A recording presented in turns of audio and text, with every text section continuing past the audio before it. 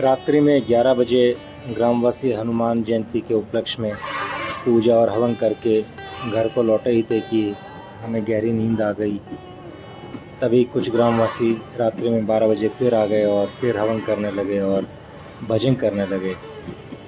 तो हम भी उनके साथ में भजन का आनंद लेने लगे और सुबह होते होते पूरा गांव पानी की टांकी के पास पानी भरने आ चुका था। और हम इस सोच विचार में थे कि कहाँ पे स्वच्छ होने जाएं और कब कहाँ पे स्नान करें।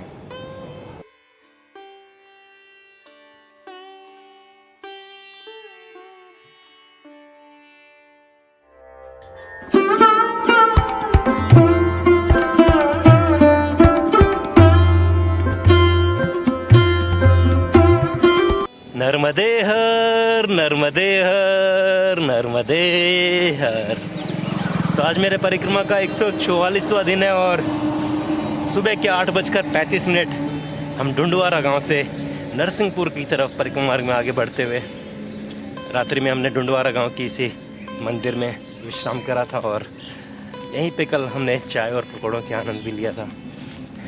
यहाँ से फिर से हम बिल्कुल हाईवे पे चढ़ेंगे और हाईवे नरसिंहपुर पहुँचेंगे और वहाँ से बिल्कुल जल्द ही हम बिल्कुल मैया के पास पहुँच जाएंगे और फिर मैया के साथ साथ हम परिक्रमा मार्ग में आगे बढ़ रहे होंगे। अभी भी हम बिल्कुल मैया के साथ साथ ही परिक्रमा मार्ग में आगे बढ़ रहे हैं पूर्ण रूप से आनंद में।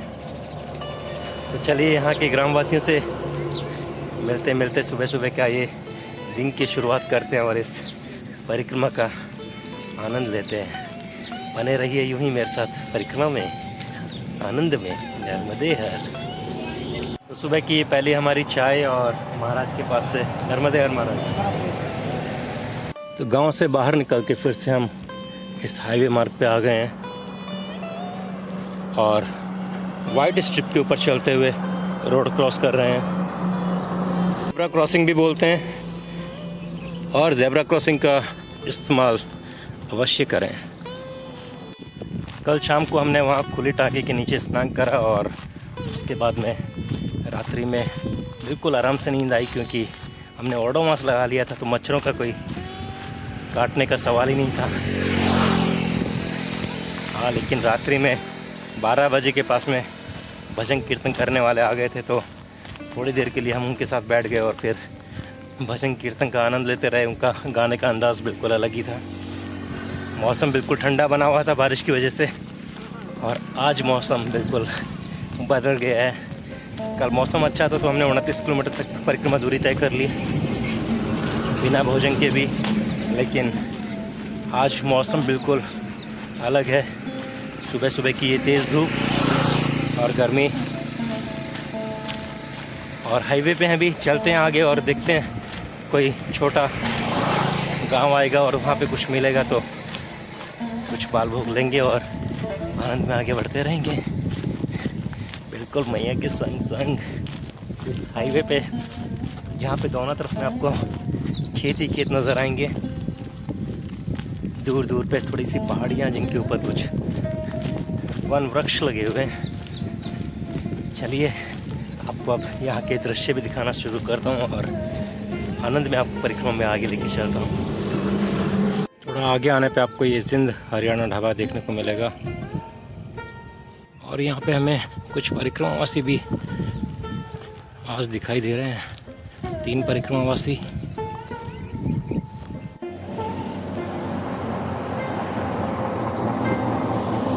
देखिए आप यहाँ पे इस तरह से हाईवे पे नहा रहे हो एकदम ठंडे ठंडे पानी से पूरे आकाश के नीचे धूप में। और सामने बिल्कुल गाड़ियां जा रही हो। इतना बढ़िया स्विमिंग पूल, गर्मी पूरी निकाल दे।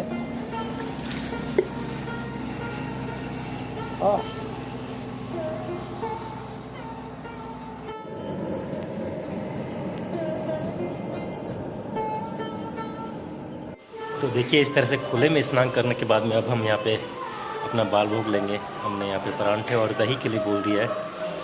हम पहले चाह रहे थे कि परिक्रमावासियों के साथ मिलकर बात करते हुए परिक्रमा में थोड़ा आगे बढ़ें, लेकिन फिर लगा कि नहीं, सही जगह है और यहाँ पे हमें स्वच्छ भी हो जाना चाहिए और स्नान भी कर लेना चाहिए, क्योंकि जहाँ रात्रि में हम गांव में रुके थे सुबह काफ़ी देर हो गई थी और उस वजह से हम कहीं खुले में शौच के लिए जा नहीं सकते थे। और सुबह में वहाँ पे कुछ औरतें पानी भर रही थी, तो स्नान करने का भी सही स्थान लगा नहीं हमें। हमने बोला कि थोड़ा आगे बढ़ेंगे, और देखिए थोड़ा आगे बढ़ते ही बिल्कुल सही स्थान मिल गया और हम बिल्कुल अब तरोताज़ा आनंद में नर्मदे हैं।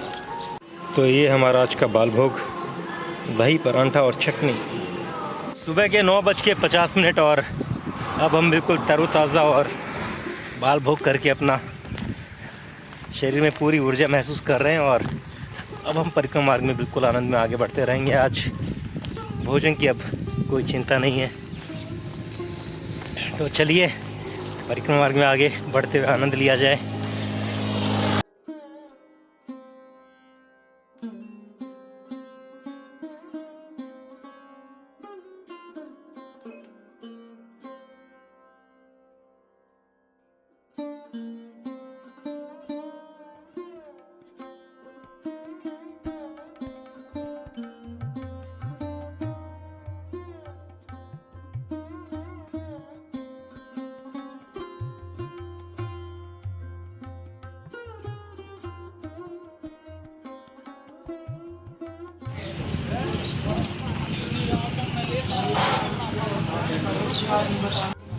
हम तैयार कर रहे हैं हमारा ग्लूकोन डी पाउडर को बोतल में डालने की जगह पहले पाउडर का लिक्विड हम ग्लास में तैयार कर लेते हैं।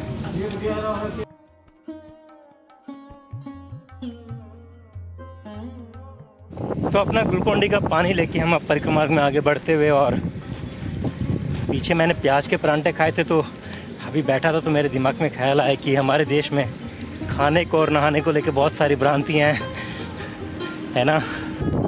तो इन्हीं भ्रांतियों को चलो थोड़ा सा दूर किया जाए। तो सबसे पहले तो बात करते हैं कि खाने की, महाराज ने प्याज खाया, लहसुन खाया परिक्रमा में और नहाया नहीं परिक्रमा में।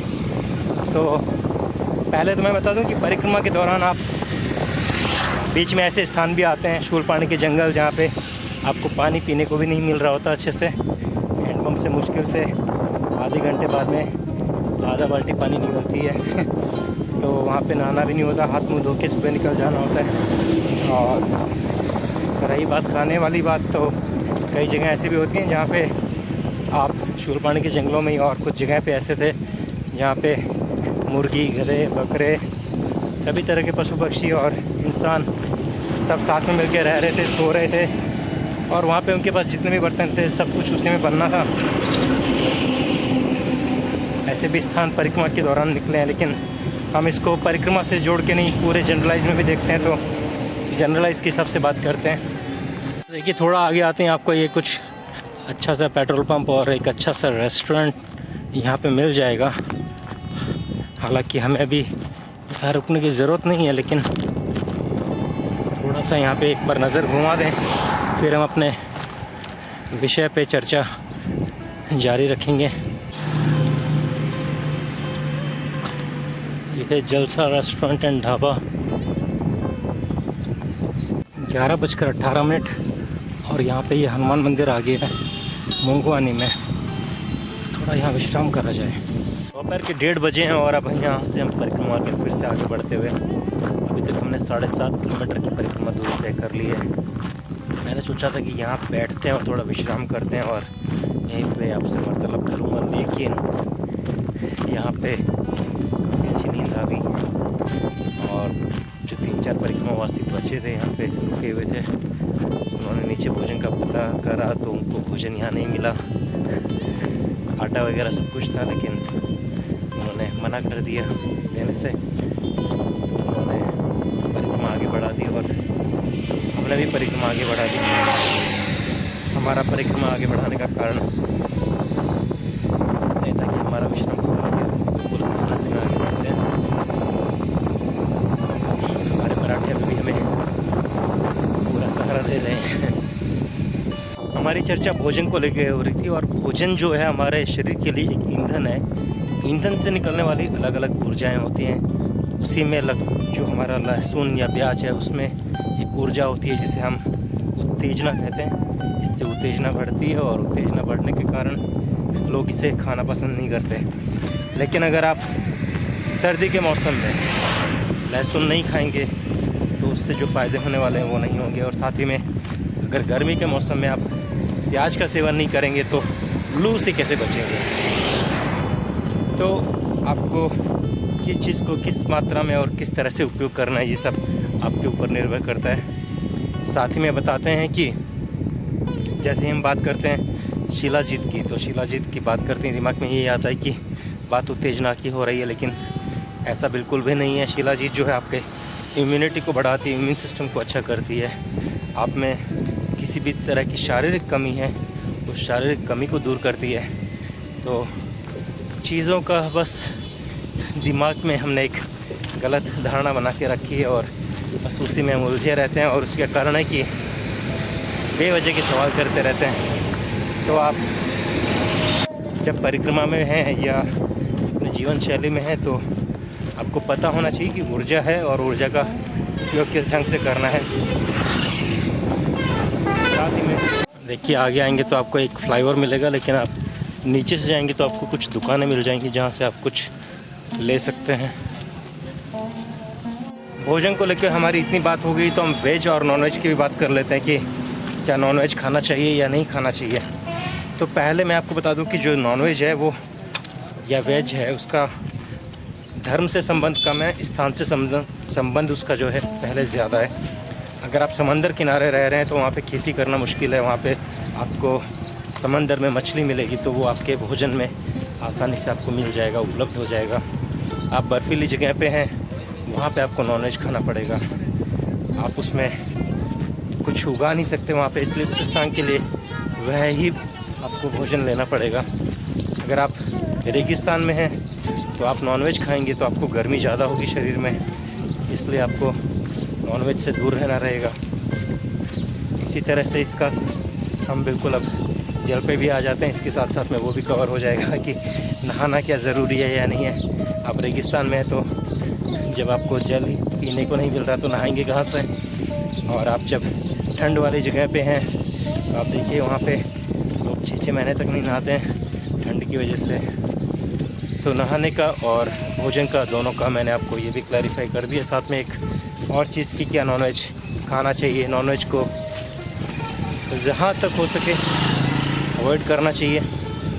सबसे पहले तो आप नॉनवेज जो खा रहे हैं उसमें अगर खाना है तो आप सिर्फ मछली खाइए, उससे अधिक कुछ नहीं, क्योंकि मछली जो है वो समंदर में होती है और समंदर में नमक वाला पानी होता है, तो उसके अंदर जो भी बीमारियां होनी है वो नहीं होगी नमक और खार के पानी की वजह से। दूसरी चीज़ नॉनवेज नहीं खाने का कारण मुख्य रूप से ये है कि हमारे शरीर का एक पर्टिकुलर डीएनए है, और जब हम किसी और चीज़ को खाते हैं तो उसका भी अपना एक डीएनए होता है। उस डीएनए को हमारे डीएनए में मिलाने के लिए एक पावर की ज़रूरत होती है, एक ताकत की ज़रूरत होती है। अगर वो ताकत कम लगेगी तो वो आराम से हमारे अंदर डाइल्यूट हो जाएगा और वो हमारी बॉडी बन जाएगा। लेकिन अगर उसका अपना पर्टिकुलर दिमाग होगा तो उसको डाइल्यूट करने में, उसके डीएनए को हमारा बनाने में थोड़ी सी दिक्कत होगी।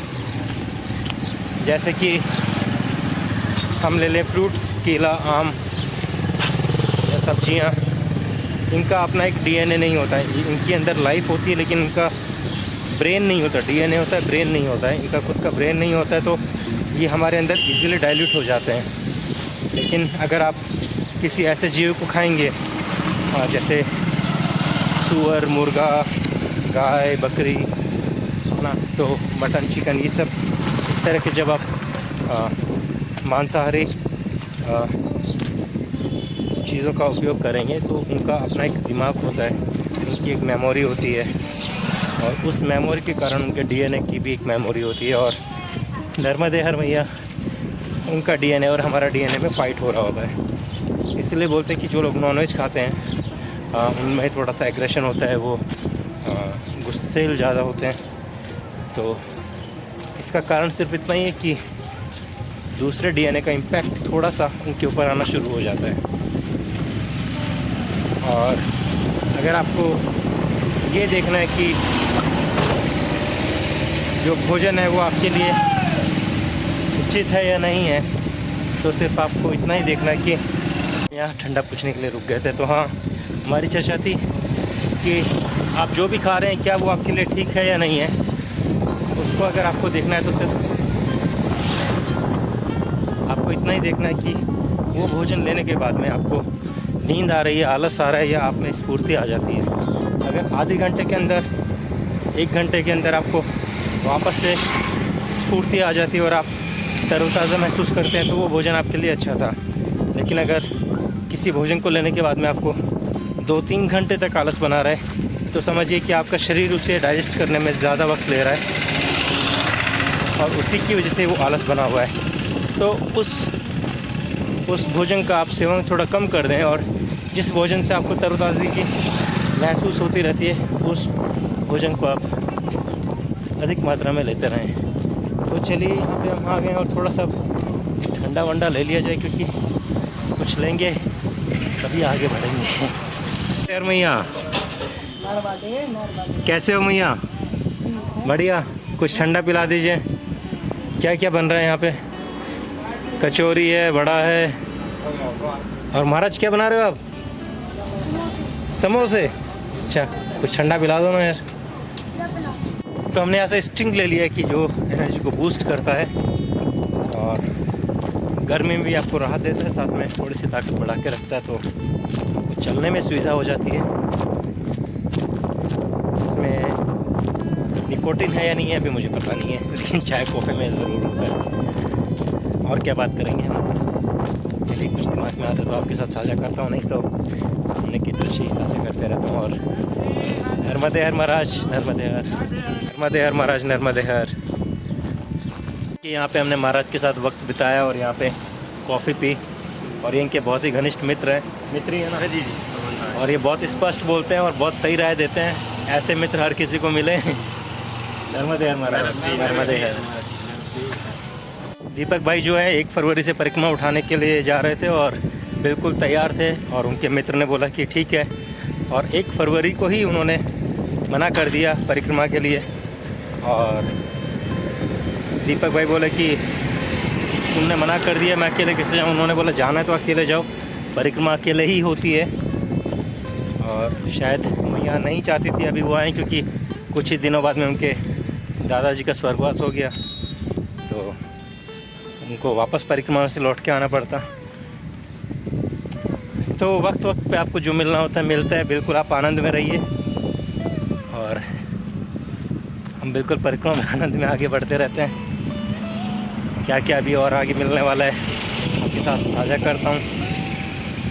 साथ में ये भी बात हो रही थी कि यहाँ से तकरीबन 450-500 किलोमीटर की दूरी रह गई, और जैसे जैसे आप मंजिल के पास में होते हैं वैसे वैसे कठिनाइयाँ बढ़ती जाती हैं। वो कहते हैं ना कि हाथी पूरा निकल गया लेकिन पूँछ निकलने में बहुत दिक्कत होती है। तो ये वो वक्त आ गया है जिसमें चीज़ें और कठिन होती जाएंगी, लेकिन हम बिल्कुल सरलता से, आनंद से मैया के संग संग परिक्रमा में बढ़ते जाएंगे। लेकिन न तो हम हाथी हैं, न है हम पूँछ, न हम शरीर है, न है हम ये मन, हम सिर्फ आनंद में हैं, हम हैं परमानंद। बने रहिए यूं ही मेरे साथ परिक्रमा में, पूर्ण रूप से आनंद में। नर्मदे हर। नरसिंहपुर की दूरी 30 किलोमीटर की रह गई है और जबलपुर 97 किलोमीटर।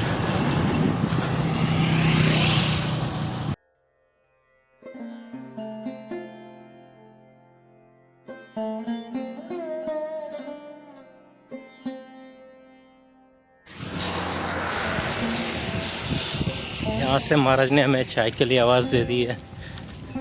हम 2 मिनट बैठेंगे, चाय तो शायद नहीं पियेंगे। हमने महाराज के हाथों की चाय पी ली, एकदम मस्त वाली। अब परिक्रमा मार्ग में आगे बढ़ते हैं। नर्मदे हर महाराज, नर्मदे हर। देखिए, हम यहाँ पे चाय के लिए रुके थे और बहुत ही प्यारा एक शॉट बना है मोहित चौहान के गाने पे, बाबा जी हमसे कह दो। और यहाँ पे देखिए सभी बाबा लोग आनंद में हैं और बिल्कुल देखिए मुस्कुराते हुए यहाँ पे लूडो खेला जा रहा है और वक्त का आनंद लिया जा रहा है ना महाराज? यहाँ तो महाराज थोड़े सीरियस नज़र आ रहे हैं, यहाँ पे हंसते हुए खेल रहे हैं, झगड़ा तो नहीं कर रहे ना हार जीत में। चलिए नर्मदे हर।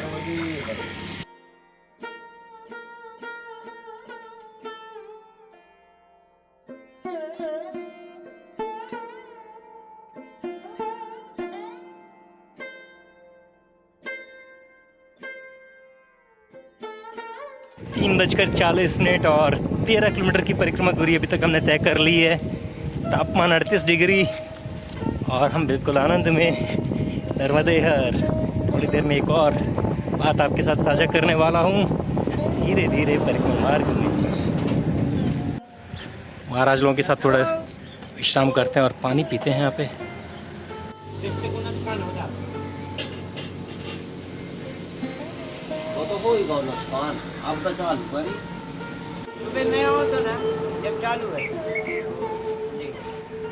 नर्मदे हर महाराज, नर्मदे हर। शाम के 4 बजे यहाँ महाराज लोगों के साथ फिर से एक और छोटा सा कप चाय का गर्मा गर्म परिक्रमा में आनंद में आगे बढ़ते हुए।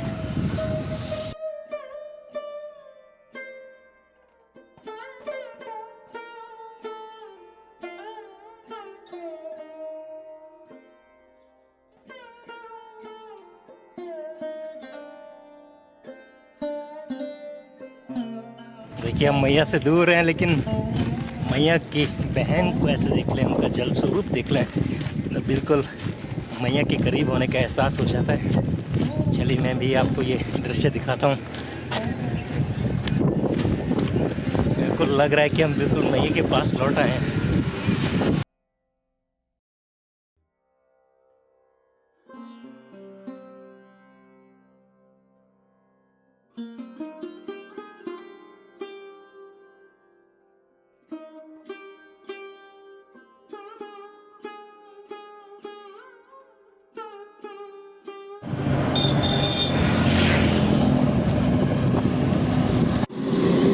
शाम के 5 बजे हैं और हम चेक पोस्ट के पास से जा रहे हैं।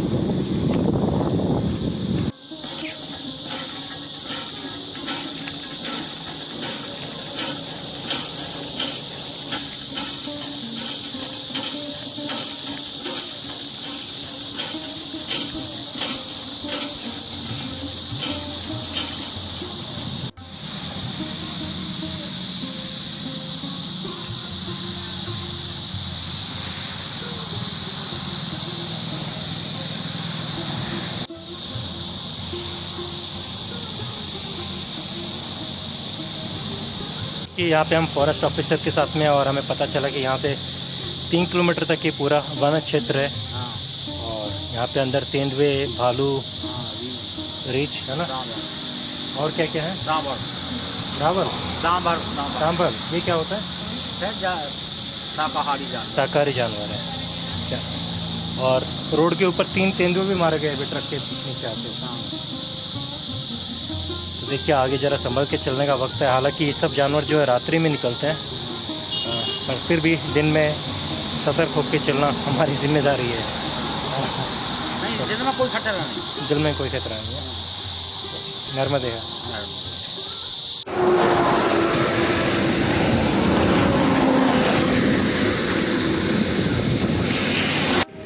29 नवंबर को हमने परिक्रमा प्रारंभ करके दक्षिण तट का 40% भाग कवर करा था। फिर उत्तर तट पे हम पहुँचे और 14 जनवरी से लेके हमने उत्तर तट की परिक्रमा में 100% पूरा करा। अप्रैल 9 तारीख को नवरात्रा के दिन, पहले नवरात्रा पे हमने वापस दक्षिण तट पे अपने कदम रखे और तकरीबन अभी 40% की परिक्रमा दूरी और हम तय कर चुके हैं। तो मानिए अभी सिर्फ 20% की परिक्रमा दूरी हमारी बाकी रह गई है। ये वो वक्त है जब परिक्रमा पूर्ण होने को आ रही है और मैया आपको एहसास दिला रही है कि कुछ ही दिनों बाद आप किस तरह से हमसे दूर हो जाएंगे। अभी मैया हमसे काफ़ी दूर हैं और बिल्कुल हम सड़क मार्ग पे इन वाहनों के बीच में यहाँ पे प्रकृति भी आपको कम देखने को मिलेगी। यहाँ पे आपको ऐसा भाव और ऐसे ग्रामवासी भी कम देखने को मिलेंगे जो आपको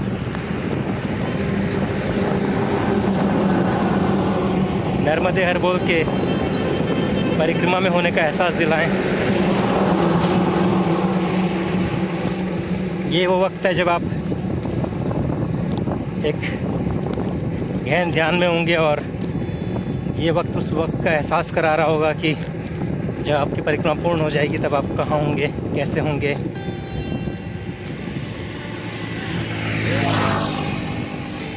इस वक्त में भी अगर आप बिल्कुल आनंद में चलते रहेंगे तो आप जीवन भर आनंद में ही रहने वाले हैं।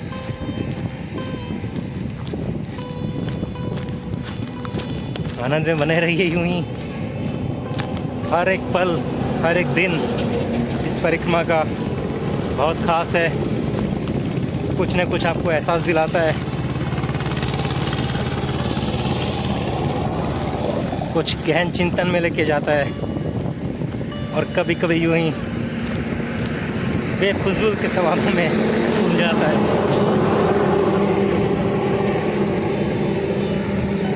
वो कहते हैं ना कि हाथी निकल गया और पूंछ रह गई, पर हमारे साथ ऐसा नहीं है। चलिए हम बिल्कुल आनंद में इस स्थान का भी पूर्ण रूप से आनंद लेते हैं और मैया को याद करते हुए बिल्कुल मैया के संग संग परिक्रमा में आनंद में आगे बढ़ते रहते हैं। नर्मदे हर।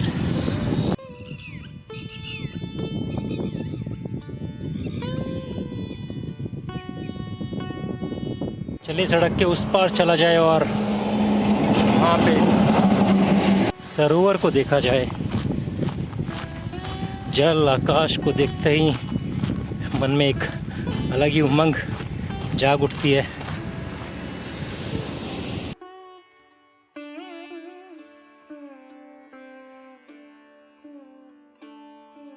हम लोग अब जंगल के बीचों बीच हैं, लगभग 1 किलोमीटर से अधिक परिक्रमा की दूरी तय करके, और 3 किलोमीटर का जंगल का भाग जिसमें हमें 1.5 किलोमीटर की दूरी और तय करनी है। फिर हम सुरक्षित हिस्से में आ जाएंगे गांव में।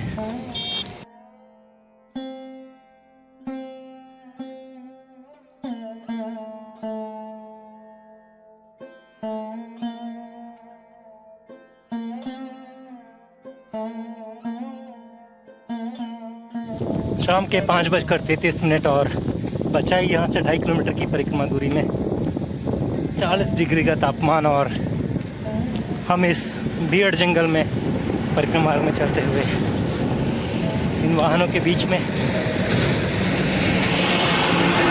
नर्मदे हर, नर्मदे हर।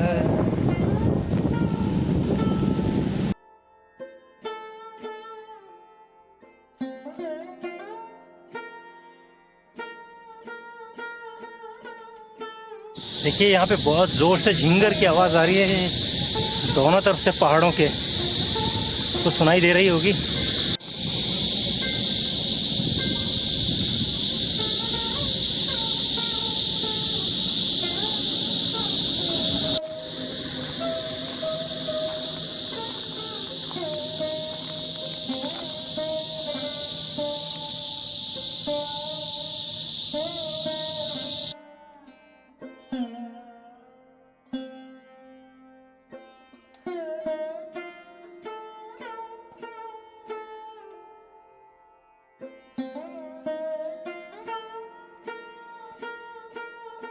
चलो यहाँ बैठ के थोड़ा सा आराम करा जाए।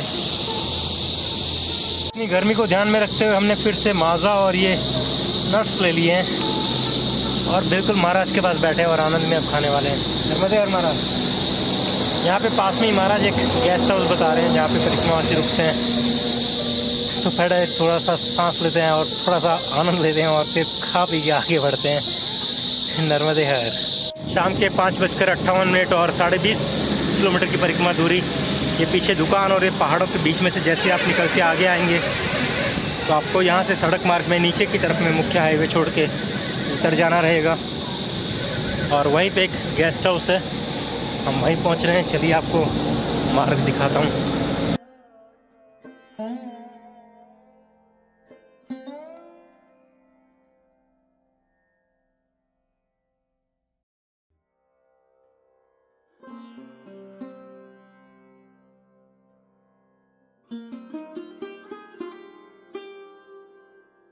ये जो टिड्डे हैं ये बहुत आवाज़ कर रहे हैं, ये सारी आवाज़ इन्हीं की आ रही है।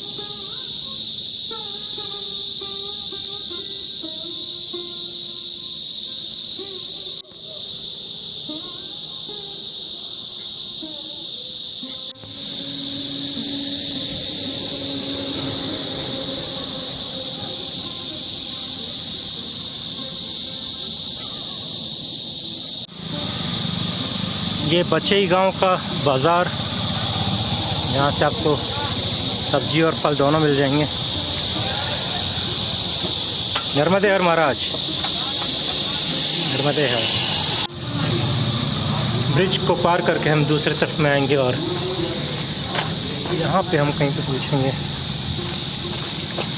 आज घूमने के लिए आए थे अंकित भाई मुझे यहाँ मिल गए और इन्होंने बताया कि सभी परिक्रमावासी ग्राम पंचायत बचई में यहीं पे रुकते हैं और ये जल्दी फ़ोन करके बात कर ले रहे हैं और जो भी यहाँ पे ग्राम के प्रमुख हैं उनको बात करके बता दे रहे हैं कि एक परिक्रमावासी यहाँ पे पहुँचे हैं और रुकने की व्यवस्था करनी है ना। शुक्रिया। तो चलिए हम यहाँ पे बैठते हैं थोड़ी देर और जब तक कोई आए ठीक है, नहीं तो हम यहाँ खुले में इस स्थान का आनंद लेंगे। बिल्कुल सामने सूर्यास्त होते हुए और ये स्थान जहाँ पे आज हम रुकने वाले हैं। अंदर नहीं तो हम बाहर भी यहाँ रुक जाएंगे, कोई दिक्कत वाली बात नहीं है। और साथ में यहाँ पे अंदर कहीं पे बटन है जिससे इस पानी की टंकी में पानी आ जाएगा। यहाँ का ये सिस्टम मुझे बहुत अच्छा लगा, आप लोगों को दिखाता हूँ। इसमें आपको पैर से इसको दबाना है, आप इसको दबाएंगे, यहाँ पे दबाने से ये नीचे हो जाएगा और इस तरह से ये बटन प्रेस हो जाएगा। यहाँ पे इससे बटन प्रेस होके पानी आ जाएगा। तो आज हमें यहीं पे सोना है, तो हमने इस फर्श को ठंडा करने के लिए पानी की बाल्टी भर ली और अब यहाँ पे छिड़काव करेंगे ताकि यहाँ ठंडक बन जाए।